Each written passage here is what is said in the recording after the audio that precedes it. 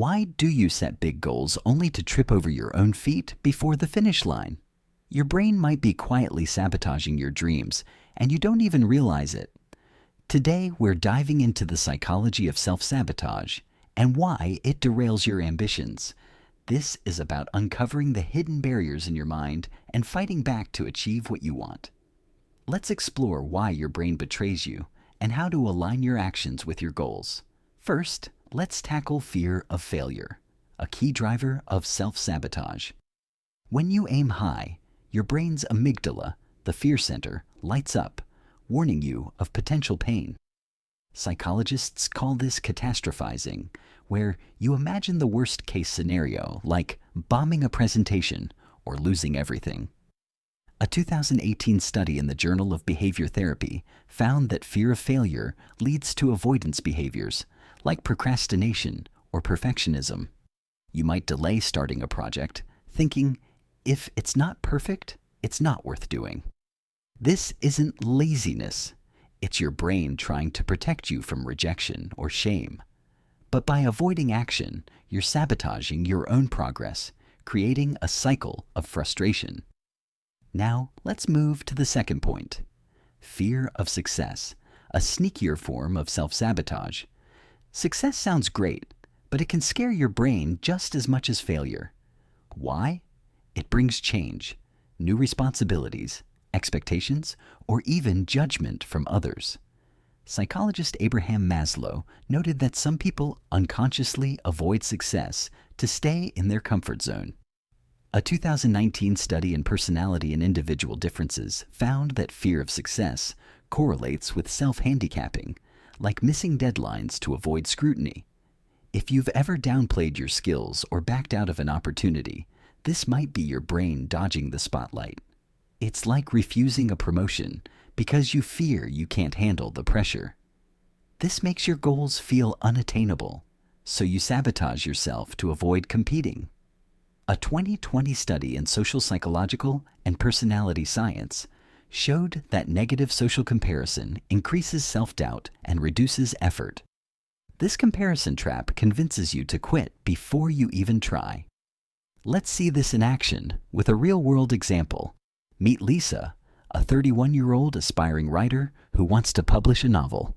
She's got a great story idea, but never finishes her drafts, always finding flaws. Her fear of failure makes her obsess over perfection, so she rewrites endlessly instead of submitting. Lisa also fears success. What if her book gets attention and she can't handle the criticism? She scrolls Twitter, seeing authors with glowing reviews, and feels inferior. Her social comparison whispers, "I'll never be that good." Lisa's self-sabotage, procrastination, and self-criticism keeps her stuck despite her talent. Now consider Raj, a 36-year-old engineer aiming for a management role. He studies for a promotion exam but skips practice sessions, blaming a busy schedule. Deep down, Raj fears failing the test and looking incompetent. He also worries that succeeding might alienate his coworkers or burden him with stress. On LinkedIn, he sees peers posting about their promotions, which makes him feel behind. Raj's self-sabotage, skipping prep and making excuses, ensures he stays in his current role, safe but unfulfilled. Both Lisa and Raj show how fear and comparison derail goals. So, how do you fight back and stop sabotaging yourself? First, reframe failure as a step, not a stop. Psychologists suggest self-compassion techniques, like telling yourself, "Mistakes mean I'm trying." A 2017 study in Self and Identity found that self-compassion reduces avoidance behaviors. Start small. Commit to one imperfect action, like writing a rough draft or practicing once. Second, address fear of success by visualizing its benefits, not its burdens. Imagine how achieving your goal, say a new job, could boost confidence or freedom.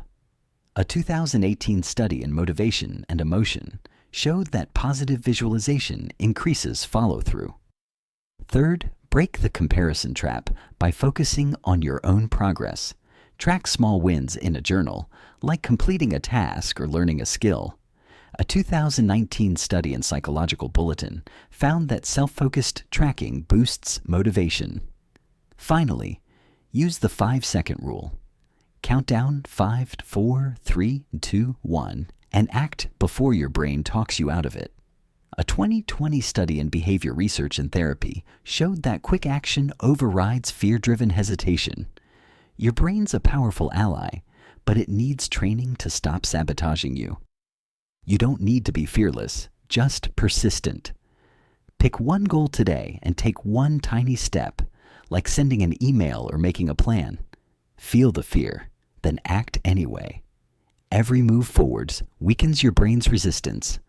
Stop letting self-sabotage steal your dreams.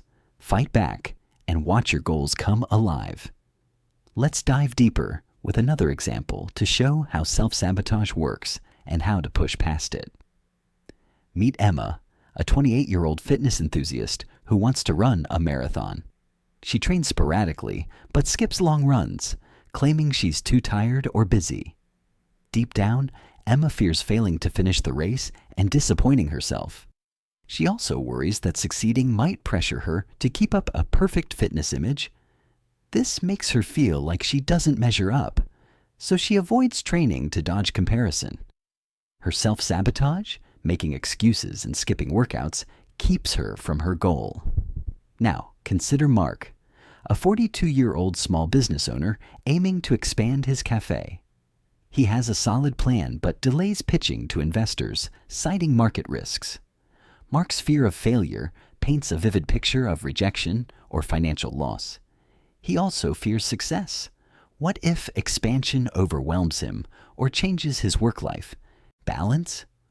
On social media, he sees competitors thriving, which feeds self-doubt through social comparison. His self-sabotage, procrastination, and overthinking keeps his business stagnant.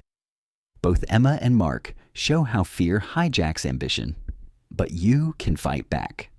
Start by setting process goals over outcome goals. For Emma, this means committing to 3 runs a week, not obsessing over race day. For Mark, it's scheduling one investor call, not fixating on funding. A 2020 study in Journal of Applied Psychology found that process goals reduce fear-driven avoidance. Next, challenge fear of success with future self exercises. Picture yourself a year from now, thriving after achieving your goal. How does it feel?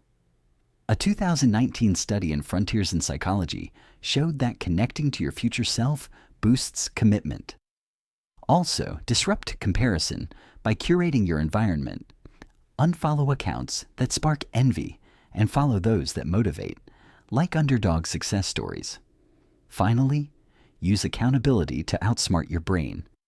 Tell a friend your goal or join a group, like a running club or entrepreneur network. A 2018 study in Social Science and Medicine found that social accountability increases goal adherence. Self-sabotage thrives in silence, but action breaks its grip. Your brain may resist, but it's not the boss. You are. Pick one step today. Make a call, do a workout, or share your goal. Feel the doubt, then move anyway. Every action rewires your brain to support your dreams. You're not doomed to fail. You're built to grow.